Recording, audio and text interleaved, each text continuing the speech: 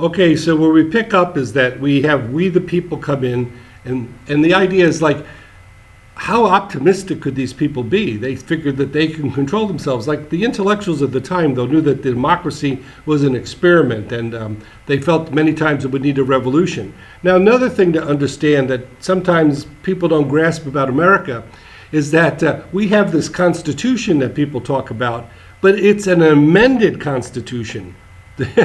Before the ink was dry, they had a Bill of Rights, which was 10 amendments saying, hey, you guys didn't get it totally right. Here are 10 amendments. Now we're up to 20 some odd amendments. We are a country that constantly amends itself when it realizes it has made some mistakes in certain areas. Now that's also not true of other places, but it's a certain admission of the need to basically change when you find out that certain things don't work, which is going to be sort of my background to the challenge your generation faces of changing the way in which we deal with punishment, crime and punishment. So what's going to happen in this new country is that the people who wrote the Constitution would meet these leaders of society, Benjamin Franklin, Thomas Jefferson, Benjamin Rush, these people, if you study early colonial and revolutionary history, dominant people. They would meet during the day in Philadelphia at the Constitutional Convention, and they would put this architecture, what I call the sunshine and the light side of America, the bright side. We, the people, or everybody's created equal, and they do that stuff.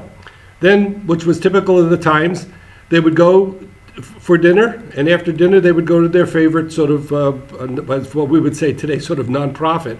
They would have institutions that dealt with the advancement of science, ones that dealt with the fallen women, ones that dealt with how to deal with the aged, and one of them was the Pennsylvania Prison Society, which began as the Philadelphia Society for the Alleviation of Miseries, was renamed Pennsylvania Prison Society. It's still operating today. And it was led for 45 years by the Bishop William White, who was the leading Episcopal bishop in the colonies. He's very famous in the Episcopal Church. And the membership included all of representatives of the dominant Protestant religions and a bunch of Quakers who don't ordain ministers, but they get involved. And the Quakers were heavily involved in this. And their goal was to create a system that was called separate confinement with mild punishments. Because prior to this time, punishments were severe: cut off an arm, slash people, hang them, strangle them, do hideous things to them, put weights on their chest.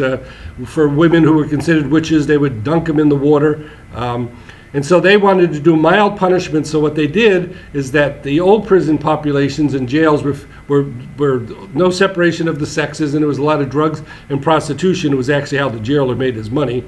And they separated the men from the women, and they put people in a single cell that had a little garden with it. The only book in there was the Bible. The person was cleaned up.